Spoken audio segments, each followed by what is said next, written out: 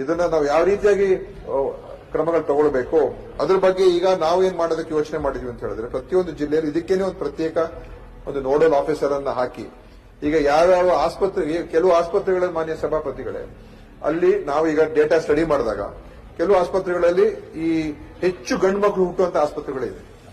ಅದು ಯಾಕೆ ಆಗ್ತಾ ಇದೆ? ಕೆಲವು ತಾಲೂಕುಗಳು ಈಗ ತಾಲೂಕಾ ಬರ್ತ್ ರೇಷಿಯೋ ತಗೊಳ್ತಾ ಇದೀವಿ.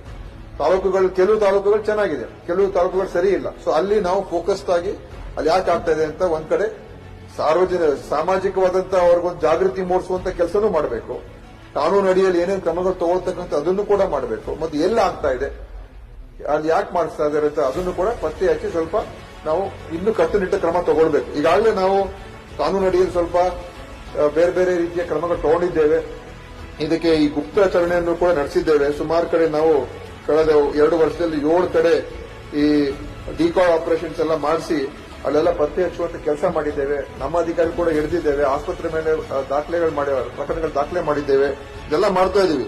ಅದರಿಂದ ಇದು ಒಟ್ಟಾರೆ ನಾವು ಸಮಗ್ರವಾಗಿ ಇನ್ನೂ ಹೆಚ್ಚು ಒತ್ತು ಕೊಡಬೇಕು. ನಾನು ಹೇಳುವಂತದ್ದು ಈಗ ಇನ್ನು ಯಾಕಂದ್ರೆ ನಮ್ಮ ಇಲಾಖೆಯಲ್ಲಿ ದೊಡ್ಡ ಇಲಾಖೆ ಪ್ರತಿಯೊಂದು ಕೂಡ ಆದ್ಯತೆನೆ.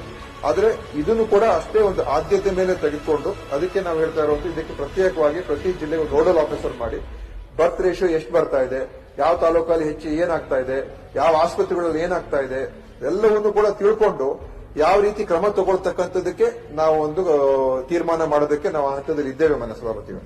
ಸೊ ಇದಕ್ಕೆ ಖಂಡಿತವಾಗಿಯೂ ನಮ್ಮ ಗಮನ ಇರುತ್ತದೆ ಮತ್ತು ಬಹಳಷ್ಟು ವಿಶೇಷವಾದಂತಹ ಒಂದು ರೀತಿಯಾಗಿ ಇದರ ಬಗ್ಗೆ ನಾವು ನೋಡ್ತೀವಿ ಅಂತ ಕೂಡ